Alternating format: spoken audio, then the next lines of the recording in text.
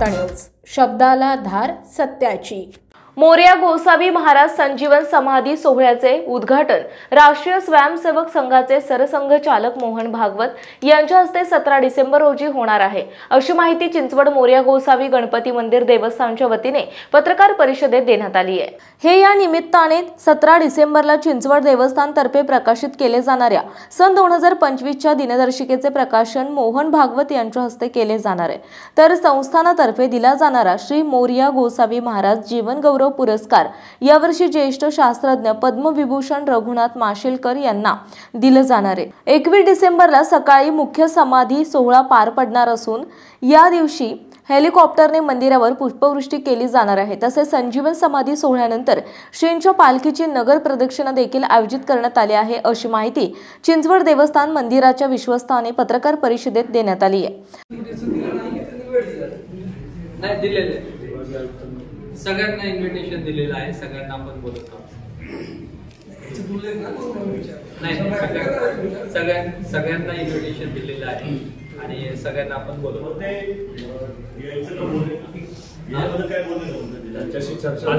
अजून कन्फर्मेशन मिळालेलं नाही त्यांचं, परंतु आम्ही त्यांना इन्व्हिटेशन दिले। पत्रकार परिषदा येत असतो, कित्येक वर्षाचा एकच प्रश्न आहे, प्रत्येक प्रेसला विचारतो आणि मध्ये तुम्ही बोलवतो, या महोत्सवाच्या निमित्तानं बोलवतात, त्यावेळेस आम्ही प्रश्न एकच उपस्थित करतो की मोरया गोसावीला येताना पार्किंगची खूप मोठी अडचण आहे। प्रत्येक वेळी तुम्ही आम्हाला आश्वासित करता की आम्ही यावर्षी करणार। कित्येक वर्ष झालं जे भक्त पूर्वी चालत येत होते, आता सगळे गाड्या येतात, 10 गाड्या सुद्धा उभा करायची आपल्याकडे परिस्थिती नाही। असं त्याच्याबद्दल कधी आपण गांभीर्याने विचार करणार? प्रत्येक वर्षी सांगतो आपण की नाही यावर्षी कधी करणार आहे आपण पार्किंगचा? ते सांगताय तुम्ही प्रश्न उपस्थित करणं चांगला आहे, आमचा पण त्यासाठी प्रयत्न असणार होते। नुकते आम्ही काही मागच्या महिन्यामध्ये पिंपरी चिंचवड महानगरपालिकेचे आयुक्त शेखर यांच्याशी भेट घेतली आम्ही आणि त्या संदर्भात देवस्थानच्या अनुषंगाने देवस्थानाला अपेक्षित असलेले पार्किंग असेल किंवा अन्य काही रस्त्याचा विषय असेल किंवा दुसरे काही कचरा प्रकल्प असेल, अतिक्रमण असतील, या सगळ्या गोष्टी संदर्भात आयुक्तांची भेट आम्ही घेतली मागच्या महिन्यात आणि त्यांना या सगळ्या प्रकरणाचं निवेदन आपण दिलेलं आहे आणि आयुक्त देखील याच्यासाठी अतिशय चांगल्या प्रकारे पॉझिटिव्ह आहे। फक्त त्यांनी टेक्निकल अडचण आहे की आपल्याला ते मान्य करावं लागेल। ते म्हणले की याबाबतचा जो अधिकार आहे निर्णय घेण्याचा, तो प्रशासकीय निर्णय असल्यामुळं तो मी घेऊ शकत नाही, लोकप्रतिनिधी त्याच्यावर निर्णय घेतील। थोडे दिवस बॉडी आली की बॉडी तो निर्णय घेऊ शकेल त्याच्यामुळे, आणि त्यांनी त्याच्या संदर्भात पूर्णपणे सकारात्मक प्रतिसाद दिलेला आहे। लवकरच जेव्हा केव्हा आता निवडणुका होतील महानगरपालिकेच्या, त्याच्यानंतर नवीन बॉडी अस्तित्वात आली की ते आपण 100% आपण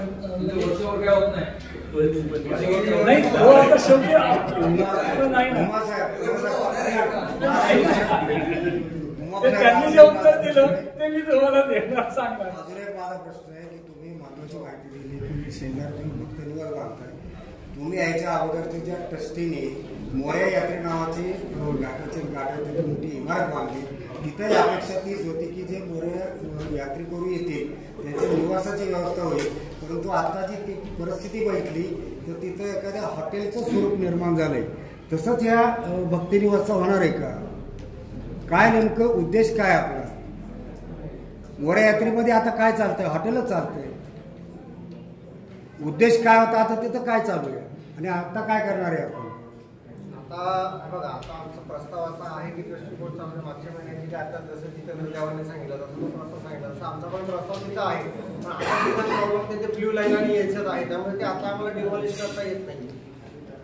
ते आता ब्ल्यू लाईन आणि याच्यात परत आता हे पाडून बांधायचं, हे नवीन रिनोव्हेट करायचं, हे आमच्या डोक्यात आहे। पण ते आता ब्ल्यू लाईन आणि हे नाही, त्याच्यामध्ये आमच्या परमिशनसाठी म्हणजे आम्ही जसं आता जितेंद्र देवाने सांगितले की पत्र दिलेले, तसं त्याच्यामध्ये पण हा आम्ही मुद्दा टाकला की आम्हाला हे पाडून नवीन भक्त निवास करायचे, त्या संदर्भात यासाठी हे करा। त्यावेळी ब्ल्यू लाईनचं वगैरे तुमचं काही काम चालू आहे, ते झालं की महाराज माझं इमारतीबद्दल काही मत नाही, तिथं जे इमारतीमध्ये वापर होतो त्याबद्दल माझं मत आहे, त्याच्याबद्दल ऑब्जेक्शन आहे माझं। आता कसं आहे, आता थोडक्यात फ्रँकली सांगायचं आता अष्टविनायकपैकी आपलं हे ओढत नाही अष्टविनायकमध्ये, त्यामुळे इथे जरा भक्त कमी असतात. मग देवस्थानला दुसरा सोर्स ऑफ इन्कम म्हणून आपण त्याचं चालू ठेवलं. म्हणजे आपण हे मान्य करता आहे की आम्ही हॉटेलचं स्वरूप देतोय? तसं नाही, तसं नाही. अध्यक्षांचा प्रश्न तोच आहे. तुम्ही हे म्हणजे तुम्ही हे मान्य करताय का की भाविक कमी येतात म्हणून आम्ही हॉटेलचं स्वरूप देऊ? नाही कमी माफक दरामध्ये आपण तिथं जेवणाची व्यवस्था केलेली आहे. शेवटच्या दिवशी एक थोडा प्रश्न आहे की ज्या टायमाला महाप्रसाद असतो त्यावेळेस स्वयंसेवक एवढे कमी असतात आणि एवढी प्रचंड गर्दी होती, लोकांना वाटतं की महाप्रसाद सर्वांनाच मिळावा आणि ते घेण्यासाठी चिंचवड गावाची मंडळी असतील किंवा इतरही असतील सर्वच भक्तगण ते भरून येण्याचा जो काही प्रकार आहे डबेची डबे, त्याच्यामुळे काय होतं ते खरे भक्त ते नको वाटतं नाही गर्दी चाला नको आपल्याला तो प्रसाद मिळत नाही. त्याबद्दल यावर्षी काही वेगळं नियोजन केलंय का? नाही, आम्ही तसं डब्याचं शक्यतो प्रत्येक वेळेस आहे ना, डबा आणलेला असेल तर प्रसाद देतच नाही. आता काही जण त्याच्या याच्याप्रमाणे नेत असतील, परंतु आम्ही शक्यतो प्रसाद हा कोणालाही डब्यामध्ये देत नाही. आपण जर आतापर्यंत पाहिला असेल तर घेऊन येतात, भाविक घेऊन येतात, परंतु आम्ही त्यांना डब्यामध्ये वगैरे प्रसाद देत नाही. आपण नियोजन थोडंसं वेगळं करायलाच पाहिजे. आपण काम दिलेलं आहे. जवळजवळ 250 लोक त्यांची आपण सांगितलेली आहे. स्वकामला आपण काम दिलेलं आहे. त्याचे 250 लोक आपण त्याच्यासाठी सांगितले. मागच्या वर्षी दोन प्रश्न आहेत. हा सर, तुम्ही दर्जाचा आता आपलं देवस्थानला निवडलं आणि काही कामं प्रस्तावित केली, ती कामं प्रवृत्ती आहेत. दुसरा प्रश्न असा आहे की देवस्थानची एकूण संपूर्ण जी जमीन आहे त्याच्यावरती अतिक्रमणाच्या बाबतीत दरवर्षी आपण ऐकतो, त्याचं सर्वेक्षण चालू आहे, त्याची माहिती चालू आहे. आता त्याच्यामध्ये काही प्रगती आहे. तुम्ही महापालिका आयुक्तांना पत्र दिलं, त्या संदर्भात वाटतो त्याचा एक उल्लेख आहे. हो, तर तुम्हाला तसा प्रतिसाद मिळतो आहे का? ती यासाठी की देवस्थानच्या ताब्यात नेमकी जमीन आहे किती, अतिक्रमण किती, याचा काही हिशोब नाही. त्यासाठी माननीय धर्मादाय आयुक्त जे आहेत त्यांची आम्ही मध्ये भेट घेतलेली आहे. त्यांनाही निवेदन दिलेलं आहे की हे सर्व या सगळ्या गोष्टींचं प्रत्येक गावांमध्ये कुठे किती किती जमिनी आहेत, त्यांची अवस्था काय आहे, याच्यावरती एक टीमसुद्धा आम्ही नेमलेली आहे. ती काम करते. जास्तीत जास्त लवकरात लवकर काळामध्ये या सगळ्या जमिनींचं नियोजन, एक वर्गीकरण व्यवस्थित करता येईल यासाठी प्रयत्न चालू आहे.